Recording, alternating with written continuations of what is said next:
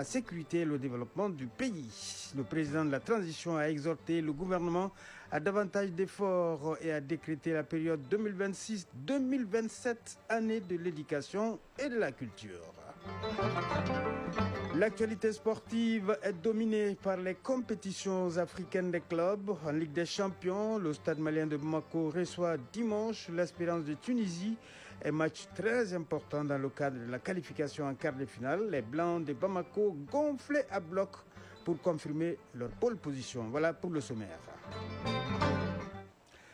Bienvenue dans ce journal. La salle de banquet de Koulouba continue d'abriter les cérémonies de présentation de vœux au chef de l'État. Hier, c'était au tour du Premier ministre d'adresser les chaleureux vœux 2026 du gouvernement au président de la transition. Le général de division Abdoulaye Maïga a non seulement souhaité paix, stabilité, prospérité pour le Mali, mais il a aussi et surtout insisté sur l'engagement du chef de l'État à offrir un bien-être aux Maliens et donc du président de la transition, les acquis sur les plans économiques, sociaux ainsi que le respect des 3 principes du Mali avec les partenaires techniques sur la scène internationale sont entre autres mis en relief. Les détails, Nyanya Aliou Traoré. 3 années consécutives à honorer la traditionnelle présentation des vœux au chef de l'État. Un moment fort de communion institutionnelle permettant de faire le bilan de l'an écoulé et de se prononcer sur les perspectives. Le chef d'orchestre des 28 départements ministériels se donne pour priorité de répondre aux besoins fondamentaux des Maliens comme décliné dans la lettre de cadrage du chef de l'État. La stabilité sociale et sécuritaire demeure le centre indispensable de la souveraineté d'un pays. Général de division Abdoulaye Maïga, Premier ministre. Vous avez fait de la sécurité la priorité absolue, car elle conditionne toute construction nationale durable. Sous votre conduite éclairée, des progrès significatifs ont été enregistrés dans ce domaine stratégique. Le renforcement des forces de défense et de sécurité s'est traduit par la modernisation des équipements militaires, l'amélioration de la qualité de la formation et des capacités opérationnelles, le recrutement de nouveaux effectifs, la formation continue des troupes, leur réorganisation ainsi que leur réarmement moral. Dans le même élan, le contrôle territorial de l'État s'est consolidé grâce à la pression constante exercée contre les groupes armés et terroristes. Sur le plan structurel, d'énormes efforts sont engagés pour rendre plus efficace et performant le service public. Les énergies sont déployées pour que l'administration puisse incarner cette image de transparence sans souffrir d'aucune forme de corruption. Les actions de lutte contre la corruption ont ciblé la poursuite systématique des pratiques illégales, fragilisant l'État et le renforcement des structures de contrôle et d'audit. Le nouveau visage de la justice malienne résulte d'une ambitieuse réforme structurelle, juridique et organisationnelle portée par la volonté de faire de l'institution judiciaire un pilier incontournable de la refondation de l'État. Les efforts du gouvernement se sont également traduits par des avancées notables dans l'accès à l'éducation, à la formation professionnelle et à la santé. Le lancement de programmes de formation professionnelle adaptés aux besoins du marché ainsi que le développement de l'entrepreneuriat jeune et féminin témoignent de votre engagement constant envers l'inclusion sociale. En procédant le 10 novembre 2025 au lancement du projet présidentiel d'urgence de construction de 15 hôpitaux, vous avez posé l'un des fondements majeurs de la renaissance de notre pays. Ce vaste programme de modernisation des infrastructures sanitaires constitue un chantier prioritaire du gouvernement. L'autosuffisance alimentaire au Mali reste un point important dans les politiques nationales de développement. Le gouvernement, en faveur du monde paysan qui fait face aux aléas climatiques, a consenti des efforts louables.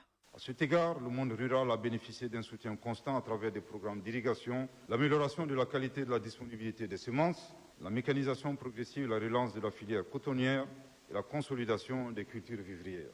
Les efforts engagés par le gouvernement ont permis d'améliorer la résilience de notre agriculture, très largement exposée aux aléas climatiques. Ainsi, d'importants acquis ont été obtenus, notamment la disponibilité de terres irriguées, l'accès et la qualité des intrants agricoles, les différents soutiens aux producteurs de riz, de mil, de sorgho, de maïs, ainsi que la promotion de l'agro-industrie et des filières à forte valeur ajoutée.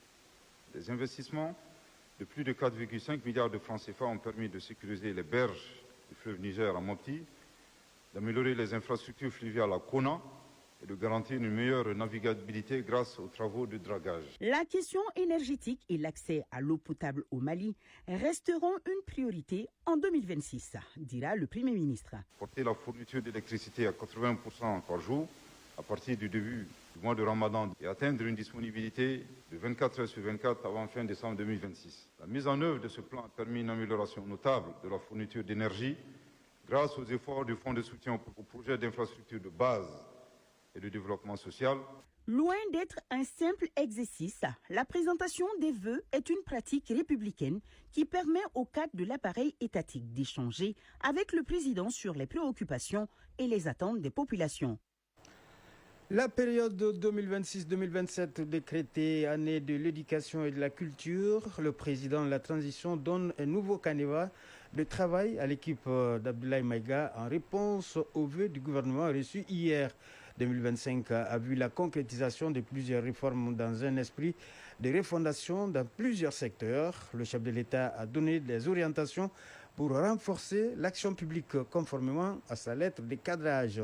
Les prouesses en matière de diplomatie, de défense et de sécurité sont notées avec satisfaction, mais le chef de l'État appelle à faire plus pour l'atteinte des objectifs. Sira Bachili nous décortique les réponses du président après les vœux du gouvernement suivants. La gouvernance dans la transparence, un impératif pour le président Goïta, rappelé au gouvernement pour des actions concrètes dans un esprit de refondation. Le Mali en a fort besoin et c'est un engagement du garant des droits de l'homme qu'il est et un devoir de loyauté envers la patrie. C'est une année 2025 pleine en activité qui s'affiche sur le compteur du gouvernement Abdoulaye Maïga et qui laisse voir la motivation d'une équipe à exécuter la lettre de cadrage du chef de l'État. Une appréciation du président de la transition, le général d'armée Assimi Goïta a tout d'abord exprimé ses vœux de voir en cette année 2026 un Mali en paix, stable dans la prospérité, le confort et la réussite avant de revenir sur le choix porté sur l'équipe gouvernementale et la mission confiée. Monsieur le Premier ministre, votre nomination le 21 novembre 2024 répondait à une nécessité, insuffler un nouvel élan à l'action gouvernementale dans un contexte exigeant où notre peuple attend des réponses concrètes et durables à ses préoccupations essentielles. La sécurité occupe la tête de liste des priorités du gouvernement. Pour le chef de l'État, la défense du territoire et la protection des personnes et des biens sont des obligations morales. Notre vision en matière de sécurité est un pacte de confiance avec le peuple malien, pacte fondé sur l'obligation régalienne de défendre le territoire, de protéger les populations et les intérêts vitaux de la nation. Les efforts soutenus dans l'acquisition d'équipements, la montée en puissance opérationnelle et la modernisation de la gestion des ressources humaines contribuent à la refondation de notre outil de défense. Le président Goïta a salué les efforts du gouvernement en faveur du développement rural avant de l'exhorter à mettre ce secteur au cœur de l'action. L'énergie est un maillon essentiel de l'activité économique et un facteur de stabilité sociale. Je salue l'application du gouvernement dans la mise en œuvre du plan de résolution de la crise, la diversification des sources, la remise à niveau des infrastructures et la modernisation des réseaux doivent se poursuivre avec détermination. La question de l'eau mérite la même vigilance. Elle touche à la santé, à la dignité et à l'épanouissement des populations, surtout les plus vulnérables. Satisfaction également au niveau de l'apaisement de l'espace scolaire et universitaire, ouvrant les portes d'un système éducatif plus stable. Le dialogue social doit être maintenu avec un accent sur le respect du pacte de stabilité sociale.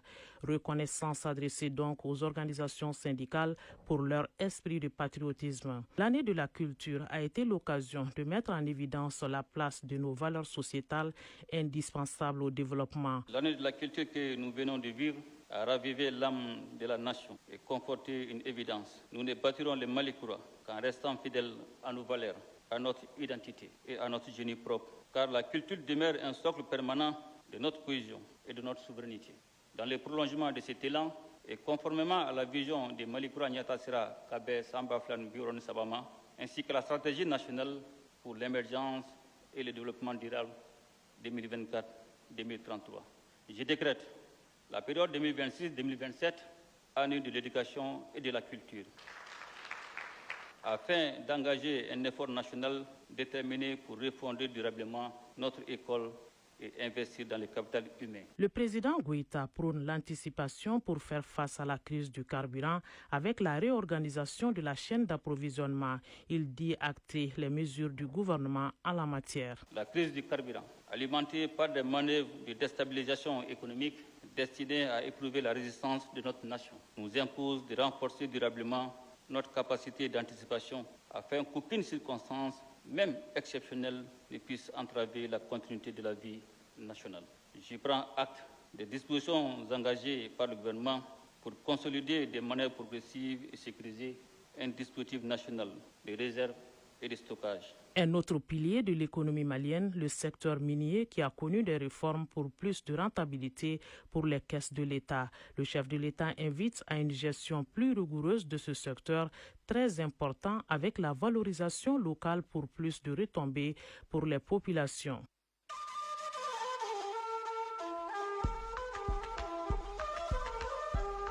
AES, actualité.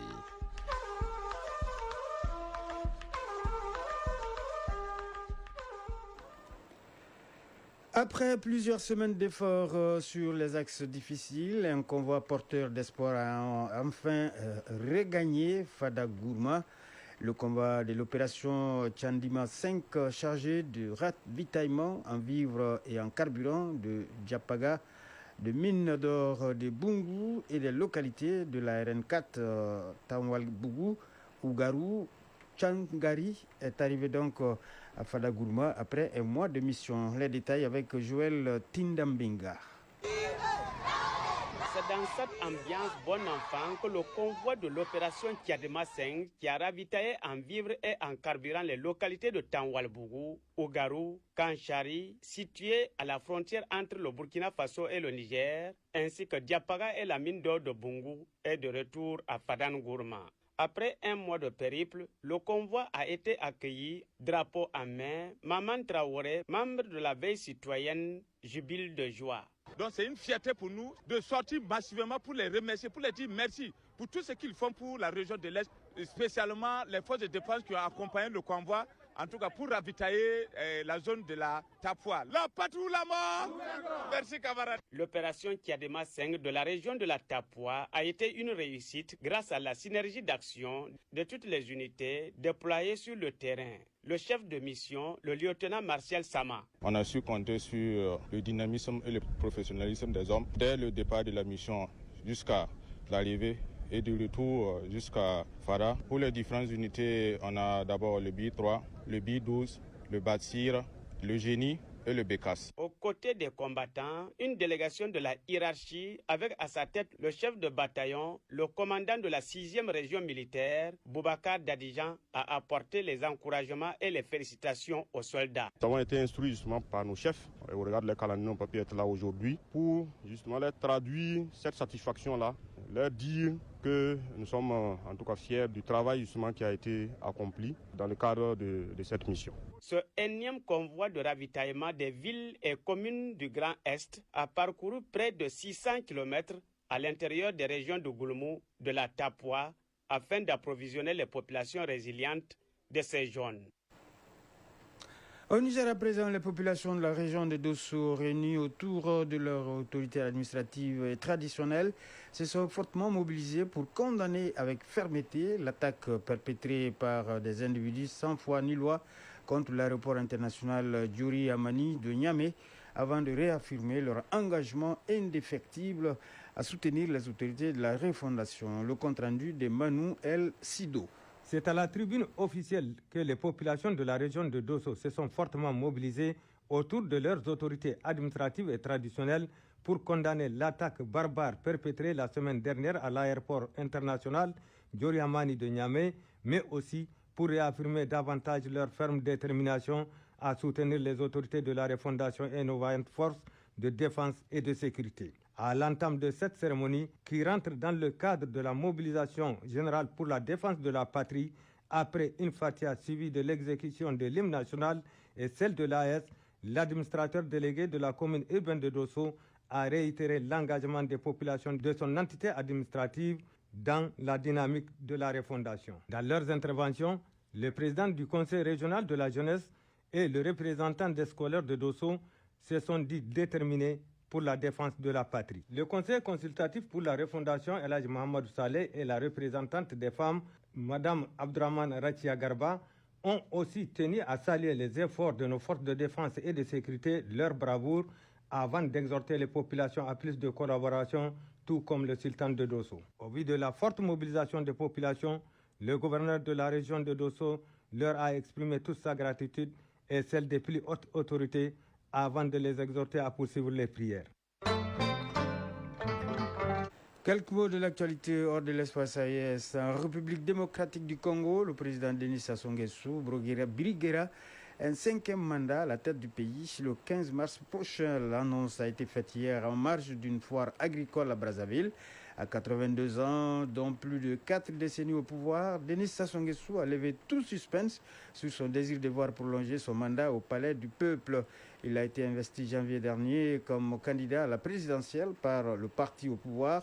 Sans réelle opposition, Denis Sassou Nguesso est presque sûr de poursuivre son long règne à la tête du pays. Au Nigeria, les 89 derniers chrétiens retenus captifs depuis que les gangs criminels ont attaqué 3 églises dans le nord du pays à la mi-janvier ont été libérés hier.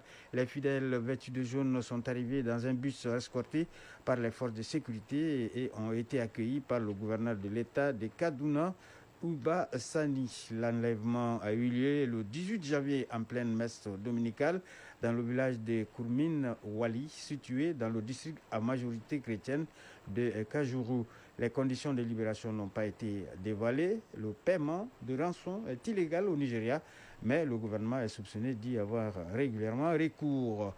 Au Soudan, des experts soutenus par l'Organisation des Nations Unies ont averti hier que la famine se propage dans l'ouest du Darfour, une situation qui s'est accentuée par les déplacements massifs des habitants d'El Fasher après la prise de contrôle de la ville par les paramilitaires.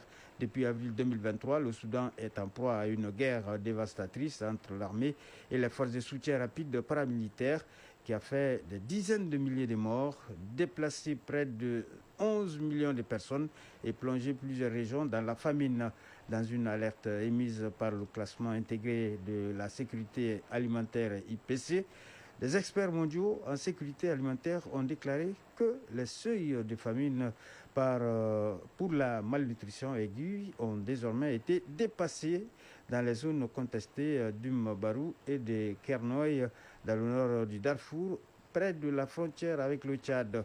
L'alerte lancée sur la base des données disponibles jusqu'en février intervient près de 3 mois après que l'IPC ait confirmé l'état de famine à El Fasher et à Kadougli, la capitale du sud Kordofan.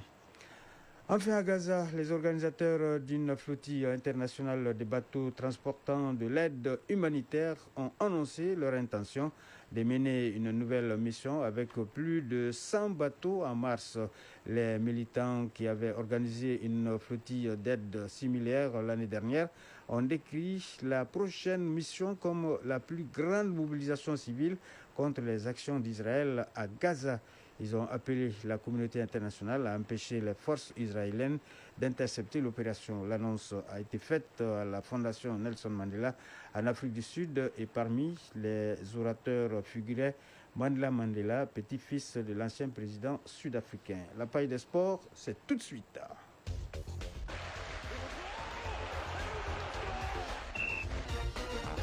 Compétition africaine des clubs, nous sommes en football. À 2 journées de la fin de la phase des poules, plusieurs clubs peuvent valider leur qualification, tandis que d'autres jouent leur suivi dans une phase de groupe plus ouverte que jamais. Il s'agit bien de la Ligue des Champions et de la Coupe de la Confédération. La direction technique nationale de la Fédération malienne de football organise en collaboration avec les entraîneurs de football demain au stade Mamadou Konaté un symposium qui portera sur la CAN au Maroc. 3 semaines après la démission collective du comité exécutif de la Fédération malienne de football, la FIFA trace une feuille de route précise vers les élections. On voit tout cela en détail avec Isaac Thionou. Du nouveau dans la crise que connaît la Fédération malienne de football. Hier, la FIFA a défini les contours de la transition dans la gestion du football national jusqu'à l'élection des nouveaux comités exécutifs. La lettre de la FIFA précise que le secrétaire général et le staff administratif assureront les activités courantes pendant cette période transitoire. La commission mise en place lors de la séance du 15 novembre 2025 est tenue à mener le processus électoral jusqu'à l'élection du nouveau bureau en toute indépendance et dans le strict respect des statuts de la Fédération malienne de football et de son code électoral. La FIFA assurera un suivi étroit de l'ensemble du processus électoral et enverra des représentants lors des élections afin de veiller à leur bon déroulement et appelle à la pleine coopération de l'ensemble des parties prenantes concernées durant cette période de transition. Pour rappel, cette décision est consécutive à la démission récente de tous les membres du comité exécutif de la FEMAFOOT et qui acte la vacance de tous les postes au sein de la FEMAFOOT. Restons sur le plan national pour dire que la direction technique nationale de la FEMAFOOT organise en collaboration avec les entraîneurs de football demain au stade Mamadou Konaté un symposium. C'est un symposium qui portera sur la CAN au Maroc. Pour plus de précisions, je vous propose qu'on écoute Ousmane Guino, directeur technique national de la Fédération malienne de football, que nous avons joint. Ce symposium, en quelque sorte, c'est pour faire le bilan de la CAN côté malien. Voir en quelque sorte qu'est-ce qui a marché, qu'est-ce qui n'a pas marché. Sur le choix des hommes, sur l'utilisation des joueurs, la gestion des matchs, sur le plan technique, sur le plan tactique, sur le plan physique, sur le plan mental. Voir l'environnement, les buts encaissés, les buts marqués, les cartons, parler en quelque sorte de tout ça. Il y a eu, il y a 2 ans, un symposium sur le football national. Il y a eu aussi des recommandations qui ont été faites. Bon, de notre côté, sur le plan technique, nous allons voir en quelque sorte, est-ce que ce qui avait été dit dans les recommandations là ont été appliquées. Qu'est-ce qui a marché, qu'est-ce qui n'a pas marché. Nous allons parler de tout ça. Sur les terrains, championnat national de Ligue 1 professionnelle, la 13e journée commence cet après-midi avec 2 rencontres. Au stade Mamadou Konaté, le FC Malikoura sera face à l'USFAS à partir de 16h. Au même moment, au stade Ouezin Koulibaly, Derby Academy accueille Afrique Football Elite. Suite fin demain samedi. Compétition africaine des clubs. À 2 journées de la fin de la phase de poule, plusieurs clubs peuvent valider leur qualification, tandis que d'autres jouent leur survie dans une phase de groupe plus ouverte que jamais. Le Mondial Club d'Alger, El Hilal, Yes Kabylie, El Ali ou encore le Stade de Bamako et l'Espérance pourraient rebattre les cartes et rapprocher certains favoris du top 8. Le Stade de Bamako semble bien parti pour retrouver les quarts de finale pour la première fois depuis 2015. Mais devra franchir un obstacle de taille devant l'Espérance sportive de Tunis, ancien champion d'Afrique et habitué des grandes soirées continentales. Déjà ce vendredi, le Mondial Club sera face à Al Hilal Omdurman. Les autres rencontres se joueront samedi et dimanche. Des duels également à suivre au programme de la 5e journée de la Coupe de la CAF. Le Wydad de Casablanca vise sa relance. Le club marocain se déplace au Kenya pour affronter Nairobi United, la lanterne rouge du groupe B. Le SM d'Alger et l'OSC Safi est prêt donc se qualifier dès cette 5e journée. Le club algérien se déplace en terre ivoirienne pour affronter le FC San Pedro, alors que les Marocains accueillent le Djoliba. Les rencontres de la Coupe de la CAF se joueront demain et dimanche. Voilà, c'est ce qui met fin à ce journal. Présentation Kodi Sibi, mise en onde Sidi Koulibaly, mise en ligne Abdulaziz Koulibaly. Merci au rédacteur en chef Bourama Traoré qui m'a aidé à le préparer. Nous vous souhaitons de passer une excellente journée de vendredi en compagnie de nos programmes.